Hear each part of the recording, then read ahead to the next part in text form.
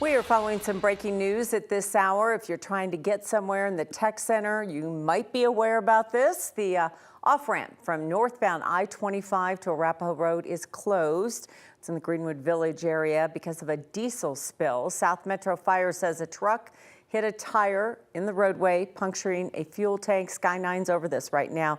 While you can't really see the volume of traffic, when you realize that part of the road is closed, it's going to be a lot. As much as 100 gallons of diesel spilled on the road. Also, firefighters have been doing what they can to stop that leak and absorb the fuel. A hazmat cleanup crew is also heading to that scene. The off-ramp, as we said, from northbound I-25 to Arapahoe Road is going to stay closed in the meantime while they deal with this cleanup. No cars were involved and no one was hurt. This is a much better image of what we're seeing now on a stretch of eastbound I-70. It's back open near Georgetown and traffic is moving smoothly right now, but it was closed for about 3 hours earlier this afternoon. Colorado State Patrol says the backup started when a semi-truck's brakes started a fire about 12:30 this afternoon. If you could have seen the images, I don't think we have those, of all the cars backed up. They closed the road between Silverthorne and Loveland Pass. Our 9 News reporter Matt Renew had this view as he drove by near Georgetown along I-70 when things were still closed. This was about 2 hours ago. Crews were working on that closure and the semi that was on fire. Another semi-truck wasn't able to stop for the traffic, slamming into 5 other vehicles. 3 people were taken to the hospital. One other person was treated for injuries after leaving the scene. But the road, as Kim was just saying, reopened about 40 minutes ago. As we start at 4 o'clock, we also want to tell you that we're continuing to find out more about the victims from this week's plane crash in Steamboat Springs. That small plane came down in a mobile home park near the airport there on Monday, killing Jessica Melton and Dan Dunn. 9 News reporter Lauren Scafidi spoke to people who know Jessica. They've known her for decades, about the void they're feeling now. Lauren. Jessica Melton was really involved in the figure skating community. She grew up skating and she climbed her way to volunteer as a technical specialist. She spent a lot of her time giving back to the young girls and boys whose skates she used to be in. Figure skating is a physical, we teach people to glide, and mental practice. Discipline, dedication, tenacity. Cindy Sullivan is proud, reminiscing on photos. So here's Jessica, and she's in the purple. Reflecting on the skaters she's worked with throughout the decades. She started as a young girl, watching her become a beautiful young figure skater, loving the sport. From the beginning, she knew Jessica Melton was bound for big things. And I hired her as a coach. Jessica would later move to the official side of figure skating with the Ice Center at the Promenade in Westminster, but that was volunteer work. She also very successful businesswoman in a dominated construction business of working with a lot of women. Cindy says Jessica was on her way to a business meeting in Utah when Cindy got the gut-wrenching news. We've had these plane crashes, and it's just unthinkable that you actually know someone. Jessica Melton, 42 years old, and Dan Dunn, 67, both died. So they were going together to this meeting to Ogden. Their plane crashed at a mobile home park near the Steamboat Airport on Monday. 2 homes and several outbuildings also lit up in flames. First, I think it's disbelief. She's irreplaceable for us. It's such a void for us. Her loved ones already miss seeing her bright smile on the ice. We all had an opportunity for her to be in our lives. That's the absolute blessing that we have to take away from it. Jessica's personality and work ethic will live on through everyone she touched. This is a sport that takes discipline. The discipline that she carried in her life brought so much success in her life, but she wanted to make a difference. And she made a difference. And we will carry that all forward because we will not let that go. Cindy tells me she feels especially bad for Jessica's mom and dad. She says they also lost their other child, their son, to a tragic accident as well. Jessica leaves behind a husband. Live in the studio, Lauren Scafidi, 9 News.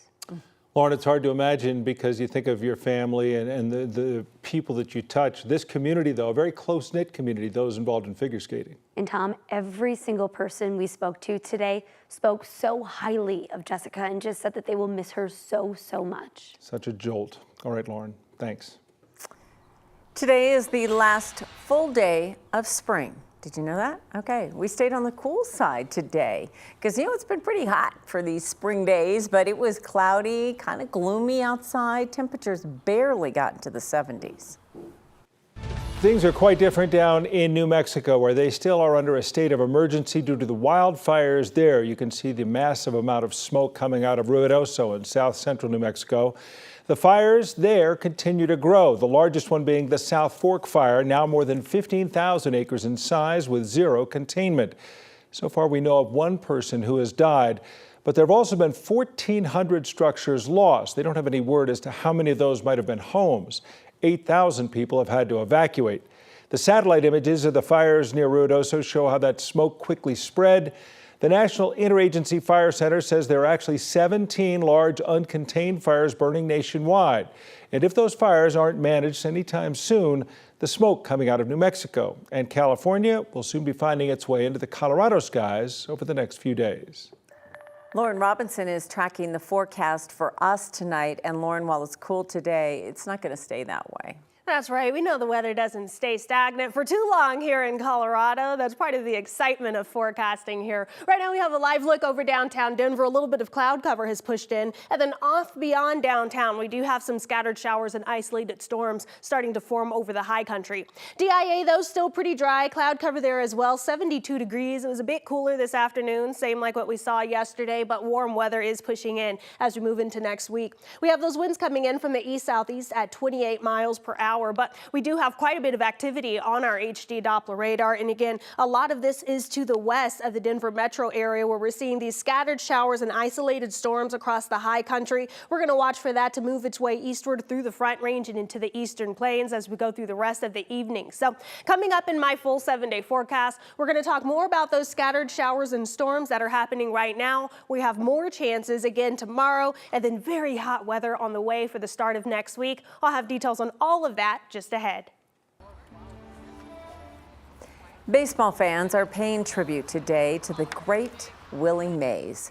Many fans placed flowers at his statue outside Oracle Park in San Francisco. Mays was one of the very best to ever play the game, and he also was known for taking time to greet fans and even play baseball with little kids. He died yesterday at the age of 93. NBC's Kurt Gregory now with a look back at an amazing life and legacy left behind. Power, speed, and the smile of a champion. But perhaps the finest moment in Willie Mays' career came with his back turned to the camera. The Say Hey Kid was born in Westfield, Alabama in 1931. He began playing professional baseball at 16 and got the call to play in the major leagues for the New York Giants just 4 years later. You can see that all the ingredients of being a star was there. He won Rookie of the Year honors that season and the hearts of New York fans with his sensational play and sparkling personality. But when the Giants moved west to San Francisco in 1958, the flashy center fielder struggled to gain fan support despite stellar performances on the field. He ultimately returned to New York, playing his last 2 seasons in a Mets uniform. Willie, say goodbye to America. Thank you very much. When Willie Mays ended his career in 1973, he had won 2 Most Valuable Player awards, 12 Gold Gloves, and was part of 24 All-Star games. In 1979, Mays took his place among the all-time greats in the Baseball Hall of Fame. And when the San Francisco Giants opened their new ballpark in 2000, Willie Mays was memorialized as the greatest player in the history of the franchise. Kurt Gregory, NBC News. And it was in 2015 that Mays received the Presidential Medal of Freedom from former President Barack Obama. It was at that ceremony that Obama said, quote, "It's because of giants like Willie Mays that someone like me could even think about running for president." The Giants are keeping Willie close to their hearts. Today at Wrigley Field, they wore patches on the uniforms honoring Willie, a circle on the front of the jersey with his number 24. They also hung a number 24 jersey in their dugout in Chicago. Tomorrow, Major League Baseball is hosting a series of games paying tribute to the Negro Leagues. They're doing so at Rickwood Field in Birmingham, Alabama. That's the town where Willie Mays grew up, the former home of the Birmingham Black Barons of the Negro Leagues as well. Willie Mays was set to be in attendance. Instead, the game between the Giants and the St. Louis Cardinals will be serving as a national remembrance for him.